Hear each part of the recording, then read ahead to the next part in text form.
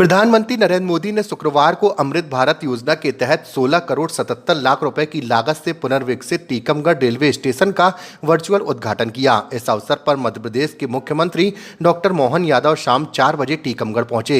Railway station पर आयोजित कार्यक्रम के बाद मुख्यमंत्री उत्सव भवन गए, जहां उन्होंने संदीपनी विद्यालय सहित क्षेत्र के अन्य विकास कार्यों का लोकार्पण और उद्घाटन किया। साथ ही मुख्यमंत्री डॉक्टर मोहन यादव ने टीकमगढ़ को एक बड़ी सौगात देते हुए जिले में मेडिकल कॉलेज खोले जाने की घोषणा की है। मुख्यमंत्री ने जनता को भरोसा दिलाया कि जब वे अगली बार टीकमगढ़ के दौरे पर आएंगे तब इस मेडिकल कॉलेज का भूमि पूजन करेंगे। समारोह को संबोधित करते हुए मुख्यमंत्री डॉक्टर मोहन यादव ने मध्य प्रदेश में यूनिफॉर्म सिविल कोड यानी यूसीसी लागू करने का बड़ा ऐलान किया है। उन्होंने कहा कि आगामी विधानसभा सत्र में समाज के सभी वर्गों के लिए एक समान कानून बनाने की योजना लागू की जाएगी। माननीय प्रधानमंत्री के नेतृत्व में सभी भारतीय वैज्ञानिकों, इंजीनियर और रेलवे के कर्मयोगियों ने वो करके दिखाया जिसकी कभी कल्पना नहीं की। 173 साल का रेलवे का इतिहास और ऐसे में हमारे सामने सच में ये अमृत काल चल रहा है।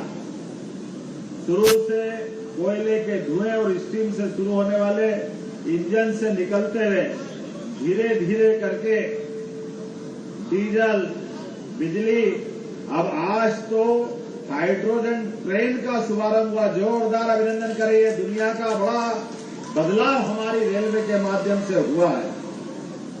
आज जिंद से सोनीपत के लिए देश की पहली हाइड्रोजन ट्रेन को यशस्वी प्रधानमंत्री श्रीमान नरेंद्र मोदी जी ने हरी झंडी दिखाई।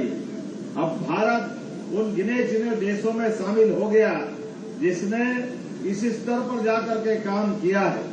कांग्रेस के शासनकाल में एक रेल मंत्री एकाध रेल अपने यहाँ चालू करा ले तो बहुत बड़ी बात होती, लंबा समय निकल गया।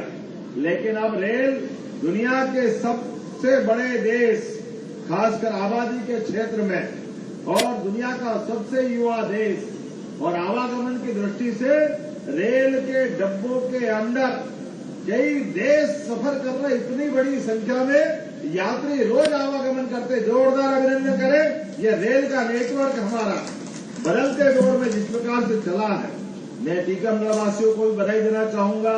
हमारे अपने आज इस स्टेशन में यहाँ टीकमगढ़ के लोकार्पण के साथ में शामिल हुआ हूँ। और केवल इतना ही नहीं, हमारे राज्य में अकेले आज 13 अलग अलग स्टेशनों का लोकार्पण हो रहा है। पूरे देश में 75 ऐसे रेलवे स्टेशनों का लोकार्पण हो रहा है।